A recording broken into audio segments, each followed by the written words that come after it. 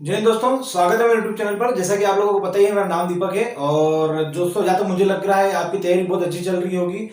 दोस्तों, जम के तैयारी कीजिए, क्योंकि इस बार सोचिए कि ये हमारा आखिरी चांस है। जो फर्स्ट बार दे रहे हैं वो भी सोचिए कि आखिरी चांस है, तभी जाके आपका सिलेक्शन हो पाएगा। क्योंकि मैं भी जब तैयारी करता था तब यही सोचता था कि भाई होना है तो इसी बार में फर्स्ट पारी में ही और फर्स्ट चांस में ही हमारा सिलेक्शन होना चाहिए। इसके बाद में तो क्या होता है कि एक भर्ती आने में लगभग 2 से 3 साल की प्रोसेस जो होती है वो लगी जाती है कम से कम। उसमें हम नहीं कुछ भी कह सकते, क्योंकि वो गवर्नमेंट का प्रोसेस है। लेकिन हमारी तैयारी इतनी बेस्ट होनी चाहिए कि गवर्नमेंट अगर कोई भी भर्ती निकाले तो हमारी फर्स्ट प्रयास में उसमें सिलेक्शन हो जाना चाहिए। तो दोस्तों, आपको पता ही है, जैसे अभी कोरोना का टाइम वापस आ चुका है।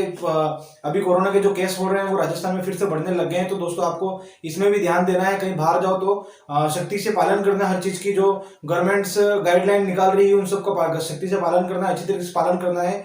और अगर काम हो तो ही बाहर जाना, वरना घर से बाहर नहीं निकलना है। स्टडी घर में कीजिए, आराम से जितना टाइम हो सके घर में बिताइए और आराम से पढ़िए और जमकर तैयारी कीजिए। और प्रशासन जो है, डॉक्टर और पुलिस प्रशासन जो इस काम में लगी हुई है, उनका सहयोग कीजिए। तो दोस्तों, ज्यादा बात ना करते हुए हम टॉपिक की तरफ बढ़ते हैं। जैसा कि आपको पता है, मैंने राजस्थान के लोक देवता जो उसमें 2 पार्ट करवाए। फर्स्ट, राजस्थान के प्रमुख जो लोक देवता उसमें पंचवीर के बारे में बताया। सेकंड में जो पंचवीर के अंतर्गत नहीं आते उन लोक देवता के बारे में बताया है।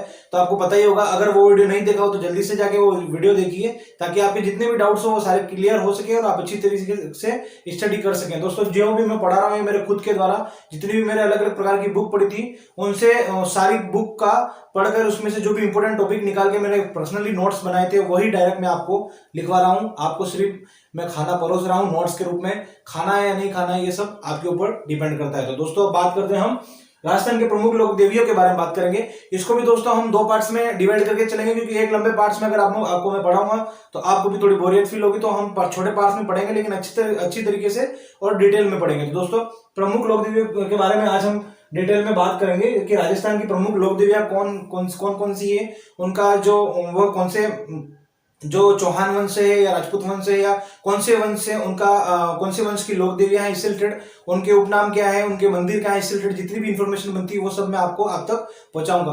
तो दोस्तों, इसी तरह मेरे साथ इस वीडियो में बने रहिए और चलते हैं दोस्तों, टॉपिक को स्टार्ट करते हैं और बढ़ते हैं आगे। दोस्तों, अगर हम राजस्थान के प्रमुख लोक देवियों के टॉपिक को स्टार्ट करने की बात करते हैं, सबसे पहले हम कौन सी लोक देवी लेते हैं वो देखिए। सबसे पहले हम जीर्ण माता लोक देवी के बारे में बात करेंगे कि जीर्ण माता का मंदिर कहाँ पर है और उनका उपनाम क्या है। जैसे नॉर्मली शेखावटी क्षेत्र के जो नॉर्मली स्टूडेंट होंगे या जो लोग होंगे वो शेखावटी जीर्ण माता के बारे में ज्यादा जानते होंगे, क्योंकि इन माता का जो मंदिर है वहीं पर है। इसलिए हम बात स्टार्ट करते हैं। सबसे पहले देखिए दोस्तों, जीर्ण माता की अगर बात करें तो ये चौहान वंश की आराध्य देवी कहा जाती है। इनको चौहान वंश की आराध्य देवी कहते हैं। ठीक है दोस्तों, इसको उपनाम में भी हम जान सकते हैं, लेकिन मैंने इसको आपको पहले ही बताया कि जीर्ण माता जो इनको चौहान वंश की आराध्य देवी कहते हैं। क्यों कहते हैं वो भी मैं आपको बता देता हूं। सबसे पहले हम इनकी मंदिर की बात करते हैं कि इनका मंदिर कहां पर है दोस्तों। सबसे पहले अगर इनकी मंदिर की बात की जाए तो इनका मंदिर रेवासा सीकर में है। और रेवासा सीकर जो है शेखावटी प्रदेश में ही पड़ता है। मैं इसलिए ही कह रहा था क्योंकि शेखावटी क्षेत्र के जो नॉर्मल स्टूडेंट होंगे और जो लोग होंगे वो इन माता के बारे में ज्यादा जानते होंगे।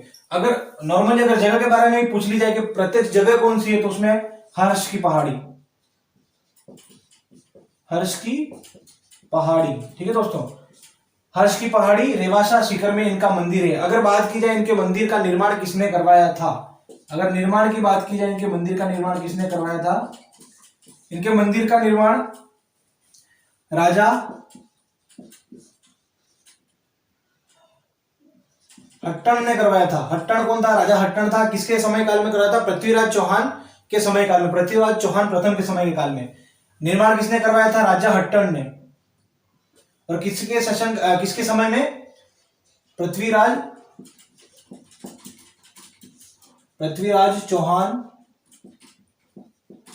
प्रथम के शासन काल के समय में इन माता के मंदिर का निर्माण किया था राजा हट्टन ने। इसी कारण इनको चौहानों की आराध्य देवी भी कहा जाता है। ठीक है दोस्तों, इस तरीके से आपको ये याद रखना है। अगर हम सबसे पहले अगर उपनाम की बात की जाए कि इनको किस उपनाम से जाना जाता है, तो इन्हें मधुमक्खियों की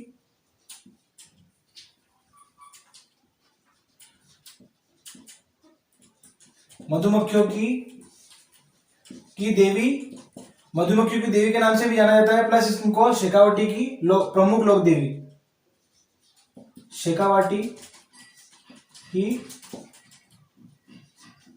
प्रमुख लोक देवी के नाम से भी इन्हें जाना जाता है। ठीक है दोस्तों, इस तरीके से हमें याद रखना है। जो भी इंपॉर्टेंट बातें मैं आपको लिखवा रहा हूँ उसे याद तो करना ही है, साथ में लिखते भी जाना। लेकिन सबसे पहले आप बोर्ड पे देखिए मैं क्या समझाने की कोशिश कर रहा हूँ, उसे समझना है, इसके बाद में हमें आगे बढ़ना है। ठीक है, इनकी मुख्य बात की बात की जाए कि भाई मुख्य बात क्या है, सबसे महत्वपूर्ण, तो इनको 2.5 प्याले शराब के चढ़ाए जाते हैं दोस्तों।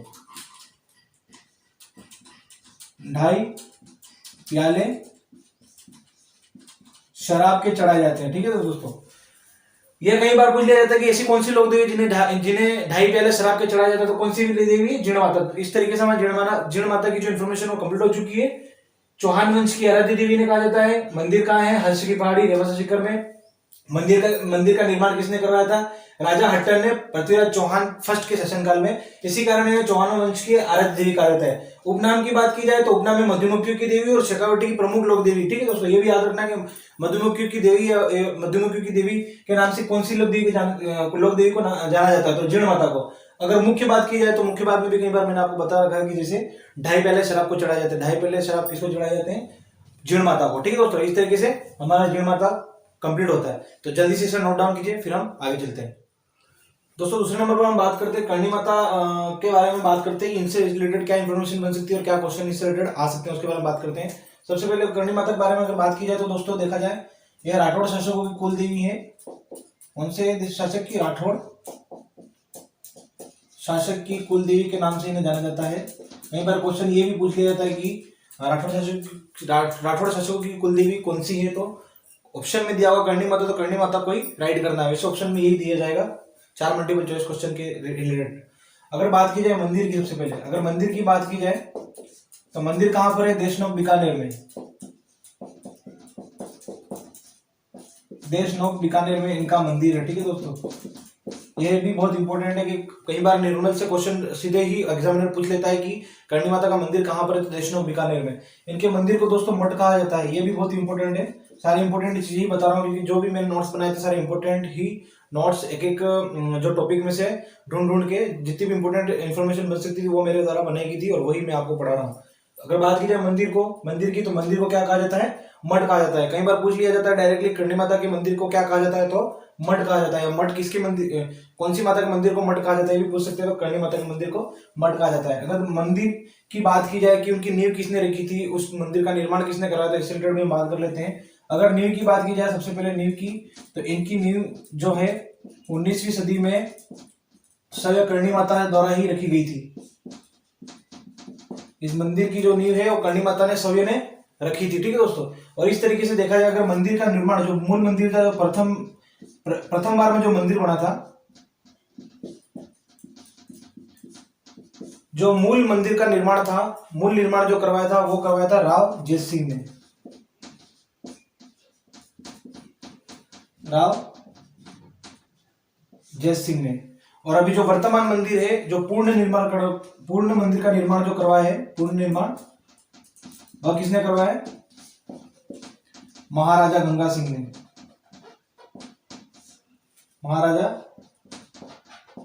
गंगा सिंह ने इस मंदिर का पूर्ण निर्माण करवाया था। दोस्तों ये बहुत ही इंपॉर्टेंट बात है, इसे भी हमें याद करना है। इन दोनों में से अगर दोनों का नाम वैसे देते नहीं कभी ऑप्शनल में, लेकिन दोनों में से कोई भी एक नाम आता है तो हमें उसे टिक करना है कि मंदिर का निर्माण किसने कराया था। अगर मूल मंदिर के निर्माण की बात की जाए तो राव जैत सिंह ने, और पूर्ण मंदिर का निर्माण की बात की जाए तो जो पूरा ही मंदिर, जो अभी वर्तमान समय में जो उनका जो वर्तमान समय में जो मंदिर है वो उसका निर्माण किसने कराया था? महाराजा गंगा सिंह ने। ठीक है दोस्तों, इस तरीके से हमें याद करना है। एक बात दोस्तों और ध्यान रखनी है, करणी माता के मंदिर में सबसे ज्यादा चूहे पाए जाते हैं, और चूहे भी कौन से? सफेद रंग के चूहे पाए जाते हैं। और उन सफेद रंग के चूहों को क्या बोलते हैं? काबा। ये भी बहुत ही इंपॉर्टेंट टॉपिक है, बात है, सॉरी, ये बात याद रखनी है कि सफेद चूहों को क्या कहा जाता है। करणी माता के मंदिर में पाए जाने वाले सफेद चूहों को क्या कहा जाता है? काबा कहा जाता है। ये भी हमें कई बार क्वेश्चन पूछ लेता है दोस्तों। ये हो गया हमारा। अब अगर करणी माता के अगर बचपन का नाम भी कई बार पूछ लिया जाता है, करणी माता का जो बचपन का नाम था वो क्या था, या कौन सी माता का नाम बचपन का नाम ये था, तो मैं बता देता हूँ आपका बचपन का नाम। अगर बचपन के नाम की बात की जाए तो उनके बचपन का नाम रिद्धिबाई था।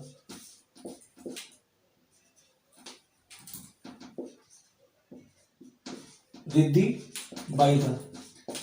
इनके बचपन का नाम रिद्धि बाई था। सीधा सा क्वेश्चन पूछ लिया जाता कि कौन सी माता का बचपन का नाम रिद्धि बाई था, तो करणी माता का, या करणी माता के बचपन का नाम क्या था, रिद्धि बाई। दोस्तों क्वेश्चन भी बताता जा रहा हूँ, इस तरीके से क्वेश्चन पूछे जा सकते हैं। अगर बात की जाए, करणी माता ने जन्म जो लिया था वो चारण जाति के अंतर्गत लिया था। कौन सी जाति में लिया था? चारण जाति में जन्म लिया था इन्होंने। इसी कारण इनके जो मंदिर में जो पुजारी होता है वो कौन सा होता है? पुजारी जो होता है वो चारण जाति का होता है। कई बार दोस्तों सीधे से क्वेश्चन पूछ लिया जाता है कि करणी माता के मंदिर में जो पुजारी रहता है वो कौन पुजारी रहता है? तो चारण जाति का पुजारी रहता है। दोस्तों इस तरीके से जो करणी माता के बारे में जितनी भी इंफॉर्मेशन बनती है हमने सारी कंप्लीट कर ली है। और एक बात दोस्तों, इसी कारण जैसे चूहों की हम बात कर रहे थे कि सफेद चूहों को काबा बोलते हैं, और अत्यधिक चूहे पाए जाने के कारण इन्हें चूहों की देवी भी कहा जाता है। क्या कहा जाता है? उपनाम में लिख लीजिए, उपनाम में कह सकते हैं इनको चूहों वाली देवी, चूहों वाली देवी कहते हैं। ठीक है दोस्तों, क्या कहते हैं इन्हें? चूहों वाली देवी के नाम से जाना जाता है। सबसे अधिक चूहे पाए जाते हैं सफेद रंग के, जिन्हें काबा कहा जाता है, और उपनाम में क्या है? चूहों वाली देवी, क्योंकि इनके मंदिर में सबसे अधिक चूहे पाए जाते हैं, इसलिए इन्हें चूहों वाली देवी के नाम से जाना जाता है। दोस्तों एक जीर्ण माता, इससे पहले मैंने अभी टॉपिक आपको कंप्लीट करवाया था, तो जीर्ण माता के बारे में एक इन्फॉर्मेशन रहना, हमारी इन्फॉर्मेशन बाकी रह गई थी, जो बहुत ही इंपॉर्टेंट है। सबसे ज्यादा क्वेश्चन पूछा जाता है कि जीर्ण माता से रिलेटेड जीर्ण माता के पीछे कहानी है कि कई बार क्वेश्चन पूछ लिया जाता है कि जीर्ण माता ने कौन से मुस्लिम शासक को अपना पर्चा दिया था, अपने दर्शन करवाए थे। इससे रिलेटेड क्वेश्चन पूछा जाता है, तो कौन था? औरंगजेब। ये हम जीर्ण माता की बात कर रहे हैं, औरंगजेब। इसकी भी मैं कहानी बताता हूँ आपको कि क्या हुआ था कि औरंगजेब जब जीर्ण माता के मंदिर को मतलब तोड़ने के लिए आया था अपनी सेना लेकर, तो जीर्ण माता को, जैसे आप जानते हैं, मधुमक्खियों की देवी कहा जाता है। इसी कारण कहा जाता है क्योंकि जीर्ण माता के मंदिर से कहा जाता है कि वहां से जो जहरीली मधुमक्खियां थी, उन्होंने औरंगजेब की सेना पर आक्रमण कर दिया था, और जिस कारण से इसकी सेना जो है वहां से भाग गई थी, और उसके बाद औरंगजेब ने जीर्ण माता से माफी मांगी थी। यह कहावत है दोस्तों, ये कहानी है जी जो कही जाती है। अब इसमें क्या है क्या नहीं वो मुझे भी नहीं पता, लेकिन जो मैंने सुनी है और जो मैंने पढ़ी है वो आपको मैं बता रहा हूँ। तो जीर्ण माता ने किसको पर्चा दिया था? औरंगजेब को पर्चा दिया था। ये भी क्वेश्चन सीधा पूछ लिया जाता, तो हमें ये याद रखनी कि किसको पर्चा दिया था? जीर्ण माता ने पर्चा दिया था, औरंगजेब को पर्चा दिया था। दोस्तों इस तरीके से जो हमारा करणी माता भी टॉपिक कंप्लीट होता है, इसके बारे में जितनी भी इन्फॉर्मेशन बनती थी वो मैंने सबकी सब आपको दे दी। जल्दी से इसे नोट डाउन कीजिए, फिर आगे बढ़ते हैं। अब हम बात करेंगे शीतला माता के बारे में। शीतला माता से रिलेटेड हम बातें करना स्टार्ट करते हैं। सबसे पहले इनकी मंदिर की बात की जाए, इनका मंदिर कहाँ पर है? अगर इनकी मंदिर की बात करते हैं, सबसे पहले इनका मंदिर है शीलडुंगरी चाकसू, जयपुर में इनका मंदिर है। शीलडुंगरी चाकसू जयपुर में इनका मंदिर है। कहां पर है? जयपुर में इनका मंदिर है। दोस्तों इस तरीके से हमें ये जो मैंने जो आपको बताई मंदिर ये बहुत इंपॉर्टेंट है, और हमें ये याद रखना है दोस्तों कि शीतला माता का मंदिर कहाँ है? शीलडुंगरी चाकसू जयपुर में है। अगर बात की जाए इसका निर्माण किसने करा था, इस मंदिर का निर्माण, इस मंदिर का जो निर्माण है, निर्माण भी कई बार पूछ लिया जाता है कि इसका निर्माण किसने करा था। इस मंदिर का निर्माण जो है वो सवाई माधो सिंह ने करवाया था। सवाई माधो सिंह ने करवाया था। ठीक है दोस्तों, सवाई माधो सिंह ने इस मंदिर का निर्माण कराया था। अगर इस मंदिर में हम पुजारी की सबसे पहले बात करें कि इस मंदिर में पुजारी कौन सी जाति का होता है, तो पुजारी होता है कुम्हार जाति का। कुम्हार जाति का इसमें पुजारी होता है। अगर बात की जाए शीतला माता का लगने वाले मेले के बारे में बात की जाए, तो मेला कब लगता है? मेला लगता है चैत्र कृष्ण अष्टमी को लगता है। चैत्र कृष्ण अष्टमी को इनका मेला भरता है। दोस्तों ये बहुत इंपॉर्टेंट है, हमें इस चीज को याद रखना है। इसके अलावा अगर हम इनकी उपनाम की बात की जाए, इनके उपनाम क्या क्या है? इनका उपनाम है दोस्तों महामाई, महामाई, सेडल देवी, बच्चों की संरक्षिका